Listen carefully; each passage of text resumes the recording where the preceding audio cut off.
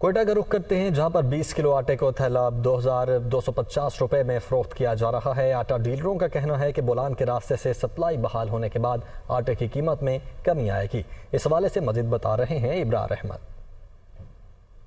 जी हाँ, बिल्कुल। कोयटा में जो है 2 माह तक आटे का बहरान जारी रहने के बाद अब तकरीबन जो है बहरान ख़त्म हो चुका है और कोयटा में वाफिर मिकदार में जो है इस टाइम जो है आटा दस्तयाब है। अगर आटे के रेट्स की बात की जाए तो रेट जो है वो बहरान के टाइम की जो है वो जो 2600 रुपये में 20 किलो का आटा जो दस्तयाब था, अब उसके रेट जो है तकरीबन 2200 से लेकर 2250 रुपये तक जो है वो शहर में दस्तयाब है। मेरे साथ दुकानदार मौजूद हैं, हम ज़रा इनसे पूछते हैं कि ये जो अब जो सूरत हाल है उसके बारे में थोड़ा सा हमें बता दें। 20 kg चल रहा है 2200 रुपया और 50 kg 5000 रुपये चल रहा है। और कोयटा वाले जो आटा है उसका 5000 रुपया मिल रेट चल रहा है, 5500 मिल रेट चल रहा है और 2220 kg में चल रहा है इसका रेट।